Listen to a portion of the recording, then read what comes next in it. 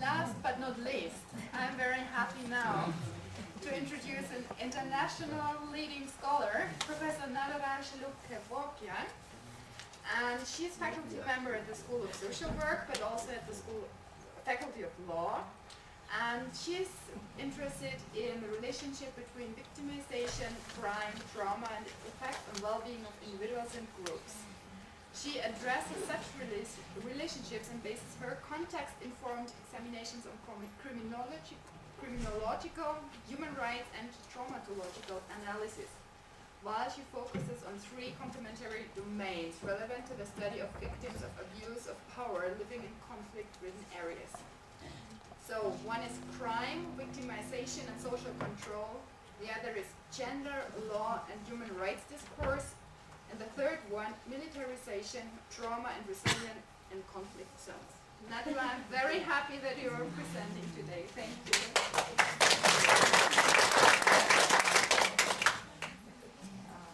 Well, first I'm honored to be here and to be part of this gathering.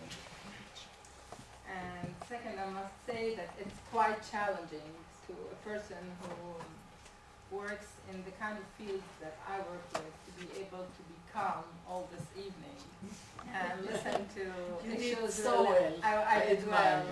I think that the last slide was for me. Exactly. Don't be upset.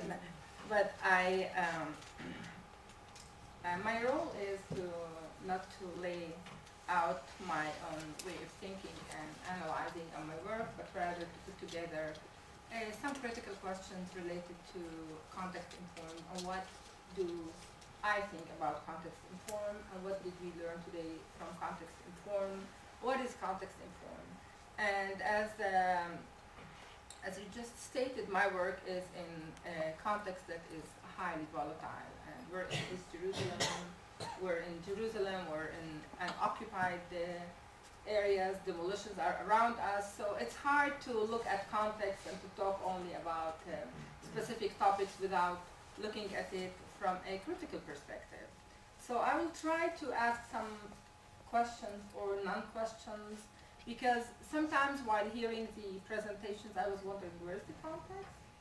Are we really asking questions about the context? It's totally acontextual. So this is my perception toward some of the ways things were presented. So I think that the beauty of NABIT is to bring together different perceptions about what is a context. And somehow I'm the person that usually lay out the political questions, although, you know, in Israel, as I say, deciding to buy a chewing gum is taking a political decision. So if we buy it from Elite or buy it from Abuaita, it's definitely supporting different context and peoples, and the power game is an issue that is always on the table. Otherwise, I could never understand it. Anyway, so how do we really conduct a context-informed research? And how do we do it is very important, because just hearing the doctor over here, I was like really jumping every time you said white and west, and I said, so don't go. Who asked you to go? You don't need to save anybody, we don't need you to save us. And you use the word us and them all the time, and I was like jumping. And it's hard to hear it for a person who asks critical questions of asymmetries of power. So how do we do it? If you're calling it context, so let's look at the context that you're looking at, without this didactic black and white analysis. And when we're looking at context-informed, we need to look at visibility and invisibility, because some people are totally invisible. And if we will study them, and if we will start writing, reading, mapping, remapping them, we might raise other kinds of questions that are very critical. And if we will visualize the invisible, there are ethical questions. Are those invisible willing to be visibilized? Maybe they're happy with their silences, because the power game and the complexity and the asymmetries of power are requiring that they stay invisible in order to survive.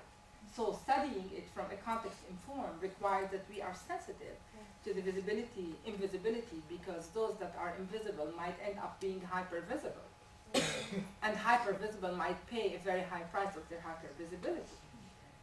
And when looking at numbers, and yes, numbers are important, but hey, to me, numbers lie. Numbers lie. So what do we do when we're studying a context-informed research when official numbers and knowledge do not tell the story of human suffering? I just finished a study on birth in Jerusalem, and the Israeli Central Statistic Bureau states that there are 8,300 and so on births in East Jerusalem, according to the Israeli Central Statistic Bureau and the Jerusalem Jerusalem Institute for, what do you call it? Machon Yerushalayim Chaker Israel, the Israeli Institute for Jerusalem Studies. So it's 8,000 something, and when I checked it, the Palestinian Central Statistic Bureau, it's 3,000 something. There are 5,000 babies that are not counted. So numbers lie. Numbers are telling, each number is telling a different story. Something is missing there, and these are actual births. So numbers should be consulted, but numbers should be questioned. So context-informed requires that we take numbers, but we take it with a pinch of salt, and we ask other questions. Otherwise, we are not looking at a context-informed research from a critical perspective.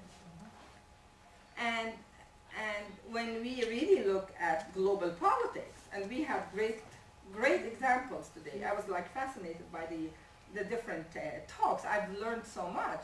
What about global politics? Global politics. And this is why they need to use the gloves different and wash it. Otherwise, they won't survive. And the injections are not that clear. Because over here we have clean injections, and other places we don't have it. And this is why sometimes people might marry 99 women. And I find it as something that is really connected to the context. But the context reflects asymmetries of power, reflects global politics. Otherwise, it's not a context. Otherwise, we're not contextualizing. We're coming with our ideas and we're imposing, and we're saying, well, it's us and them, this didactic analysis. And this is why when we look at context-informed, we need to look at, is global politics of otherization, global politics of ostracization, global politics of exclusion, global politics of inclusion, global politics of alienation, global politics. Is it part of our context-informed analysis in NAVA? This is a question that should be put on the table to me. That's why when Deborah was talking and she said, what is context-informed? She said socio-political structures.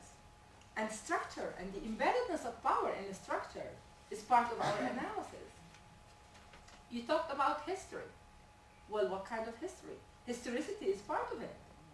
The history over here in this country is a major component. The history of studying Palestinian is studying settler colonialism. So is colonialism part of the analysis? Of course. Isn't it history? Of course. History of trauma. When we're studying and we're looking at context-informed, we're saying, well, it's the context of trauma. Well, what about the continuous trauma? What about the constant trauma? So would a yardstick such as PTSD, anxiety, and so on would be good enough for us to study context-informed in a context like study in different colonial areas and colonial zones, if we're studying India, for example? And here comes lots of studies that are looking at the context, just looking at Urvashi Butalia's book when she's talking about speaking silence. So if we're looking at India in the context of India, so silence is spoken. This is the context that should be heard. Now, how do we do it? How do we read it? How do we be, how could we help our students to be attentive? How do we research it? But also, the challenge, how do we write it? Because if we write it in a specific form, there is a price. And who would pay the price of such writing? And these are questions that are of major issues for us. And then in Deborah's work, like you were talking about cultural moments, but then you said something about ethnicity. And I would add race, I would add class, I would add gender, I would add patriarchy. Otherwise, we won't have what we're having. So these are questions that are important. In Heidi's analysis, she was looking at socialization. Socialization is also a mixture and can reproduce and can produce the workings of power. And this is why it's context informed, and it should be affected by a context-informed analysis, and ethno-theories, and then you know all the above the different effects that are affecting child development. But child development is also affected by political issues and political history of political oppression. So what do you do with oppression? Child development is that when you look at who, you know, Yona Rosenfeld is sitting here, who are the kids that are the beggars in the streets over here? Of course, there are Palestinian kids. And it's poverty. Why there's poverty? Because there's asymmetries of power, because there are, so it's not about only child development in the mainstream perception, but it's child development in a context, and this context needs and requires a political economic analysis that looks at this history of oppression. Otherwise, how would it be a context-informed analysis? And then when I was hearing Shidem's fascinating, and I've learned so much, and it was an honor hearing you today, looking at disadvantaged conflicts, and you were talking about the aspect of disadvantage, about the social change. You talked about globalization, you talked about immigration, you talked about it, and you said a beautiful phrase, new demands that the environments bring with it. So these new demands that are imposed on us as social workers, as mental health workers, as people that are responsible, require that we understand, explain, and help promote something else. We look at human suffering in a different manner. And then my question comes, would it be possible to do it? How could we do it? Should we look at the numbers that are showing the different disadvantages? But numbers lie. And I really all the time re-question the numbers because I don't know who is writing them and why they're writing them. And statistics lies because statistics is telling the story of those in power. So they tell us a specific history, but this is not the only history because his story is not her story. And women's stories are usually different. So it's history, but it's those in power. So context-informed. And then you talked about context-informed growth. So, and mainly, you know, as psychosociologists and social workers, we look at this element of importance of growing up. And somehow I think we need to grow down. We need to look at the roots, and this is where Navid is. Like, this is what Navid is telling us. It's usually, it's like this, you know, growing up. I could never grow up if I don't know who am I and what's my history and what's going on with me, with my family, with my life, with my context, and so on. So maybe those different elements of analysis require additional way of rooting our knowledge, you know, because in Arabic we say, اللي بيشلح ثيابه بعرة, those that takes off their clothes will end up naked. So how do we root our analysis and our knowledge? And I think that when looking at Dorit's insight on context and form, and our discussions and unending discussions, yeah. Some of them are very nice, some of them are very strong and conflictual, and only when she drugs me, I could be nice. After a couple of sangarias, that's the only time I could be really calm and nice and in a proper manner. But it's context-informed requires really, and this is where the insight that came out of this, you know, beautiful project, is that we really do not fix ourselves into individualistic analysis, and we say, okay, it's only the individual, and it's not only the culture, and it's not only the politics, and it's not only the history. It's this context, it's the mixture of the context. So when we're studying something, we need really to look at this harmony between the different factors that you beautifully laid out when you're talking about mothers in Turkey. And I was like really feeling so strong because I've done so much work with Palestinian bereaved women, and every time you talked about it, and I said, well, this is what I was doing for so many years, but now you're giving them some names, and the powerful and beautiful names. So context-informed, would it really look at violent conflicts? Would it look at war-like situation? Would it look at silences? Would it look at voices? Would it look at the voiceless? Would it look at the visible, the invisible? are we really looking at human suffering and who's suffering? And because some are not even considered human. And this is humans that are not considered, as Hannah Arendt talks about it and said, the right to write, because some do not have the right to write. So, and then one great point that was raised also with the different presentations is the politics of naming. Because naming is also power. And the politics of naming is extremely important. So if statistics is calling school dropouts of Palestinian girls from schools because of the Israeli separation wall that separated between them and their schools, a school dropout, this is a bad naming. This is not a context-informed naming. So let us call it deprivation of education and not school dropout. School dropout is good in the Netherlands and in The Hague when the girls decide not to go to school. But when Palestinian girls are deprived of their schools, so let's call, like in Hebrew we have this saying, let's call really the person in his name. The name of it is not school dropout. So context-informed and Navid is requiring, let us revisit our writings, our readings, let us revisit our analysis, let us look at our, why are we running to individualistic analysis and looking at the trauma instead of looking at the more collective elements, at the more contextual element, at historical, at political, at geographic, at space, at time. Temporal and spatial elements are important. I live in the old city of Jerusalem. My 7:30 in the morning is not your 7:30, because my 7:30 requires much more maneuvering and screwing the system in order to pass and reach my school. And 7:30 for a Palestinian little girl is not 7:30 for a Jewish girl even in a settlement. So there are discrepancies, and context requires further analysis and further questions.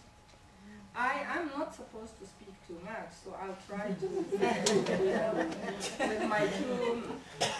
with my two last questions.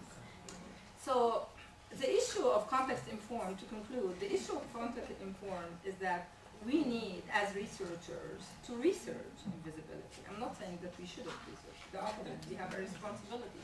And there is a moral responsibility to study. But how do we research the invisible, the context that is not seen? Especially as in lots of cases that we've heard, silence becomes a mode of survival and a form of self-protection. So how do we do it? Or hiding and not showing things, because love could be shown in different ways. My mom cooks for me, and this is how she tells me I love you, while in the US every 2 minutes you hear I love you, while the divorce rate is 50%. So really, you know, it's about context. And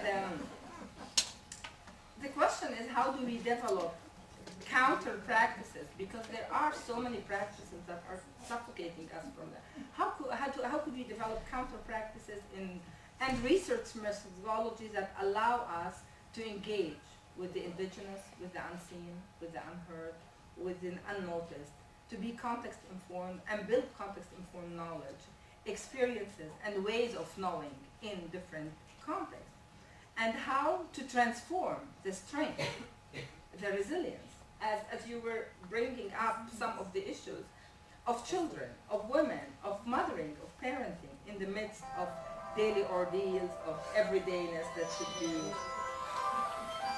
looked at. So,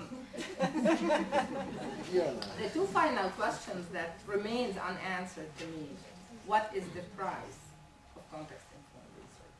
Since I'm the one who's speaking about the politics, what is the price of disclosing, writing issues that are not written? And who would pay the price?